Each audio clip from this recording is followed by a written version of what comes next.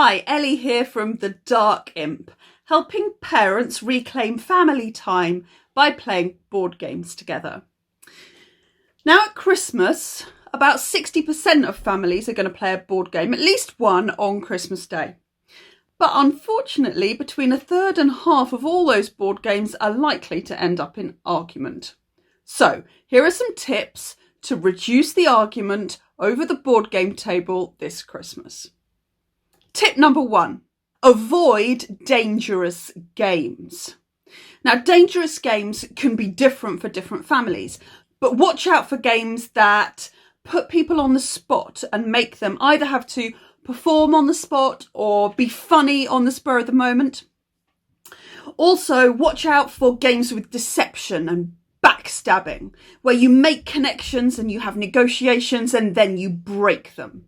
Try and avoid games with lots and lots of conflict or attacking each other. Some families are fine with that, others not so much. And maybe you'd like to avoid games that have got a kind of consensus voting option. So if your answer is only valid if the group says it's valid, sometimes that doesn't go down well in families either. Tip 2, choose games that suit your family. There are so many games available.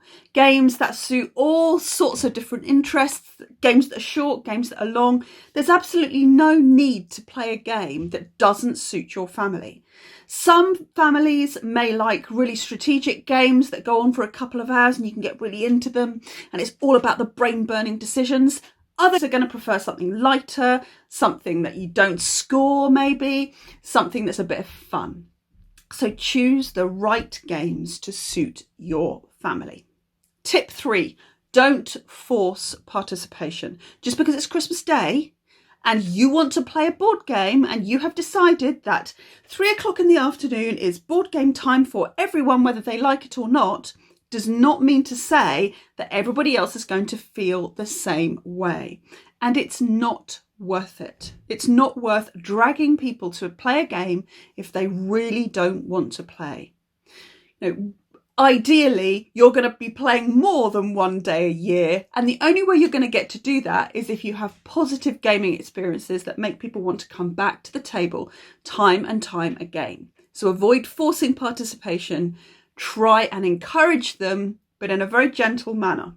Tip number 4, plan how you're going to teach a game. Now, really importantly, don't crack open the game, rip off the cellophane while everybody's waiting and watching. Open it beforehand. If everybody else wants to be there when you're unboxing, fine. Just do it earlier than when you're playing. Give yourself a good amount of time to really understand the rules, maybe to just play a few practice rounds yourself, maybe to watch a video to help you learn so that when you bring it to the table, you know how to play inside out and you have planned how you're going to teach it to other people as quickly as possible. Tip number 5, deal with unsportsmanlike behaviour. Now, what that looks like could be different in different houses. Some families have problems with cheating, not always the children, and there are ways to deal with that. But there are maybe other kinds of behaviours that cause trouble in your family at the table. So think about framing, before you start playing, framing the game, reminding people what the expectations of game playing are, what sportsmanship looks like when you're playing games. Remind them that it doesn't matter whether you win or not. And if those behaviours do crop up, then deal with them quite swiftly. Don't let them get away with it. Take them to one side, say, I've noticed that this is because, that you're doing this. I want to remind you what we agreed at the beginning of the game, and just try and bring it back to a pleasant family gaming experience. Nip those problems in the bud before they become really big explosions. Tip number 6, allow players a get out. Even when we think we want to play a game, we find sometimes that we don't want to. As the game unfolds, we realise we don't want to be there. We realise we don't enjoy the game. It happens.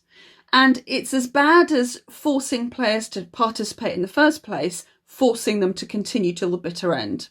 Now, with quick games, it doesn't matter so much. You know, you've got a quick game, a quick round, you can probably persuade them to stay an extra 5 minutes just to finish up. And then you can deal out again, start a new round with fewer people. So that's one reason it might be good to stick to shorter games on Christmas Day if you're not used to playing lots of games. But otherwise, really think about how you're going to adapt the game if someone wants to leave. What can you do to make sure the game can continue with one fewer player? And tip 7, reduce the importance of winning and losing.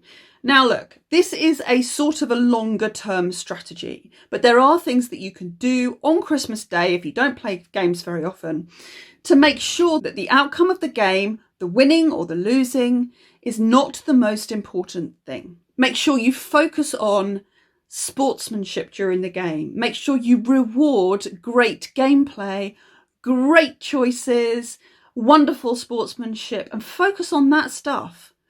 Notice when the children are behaving really well. Tell them. Make that the focus of the game rather than the winning or the losing. Choose games where it's not obvious who's winning or who's losing as you go through the game. You know, if you're playing something where you can tell by the stack of money in front of you that you're losing and somebody else is winning, then that could be really disheartening. If you're on a track and you can see exactly your position all the time in the game, that can be disheartening. Choose games where it's not obvious who's winning. And if at all possible, if you've got a problem with a child or an adult who can't cope with losing, disconnect the scoring from the gameplay. Leave the game and score up at a later time.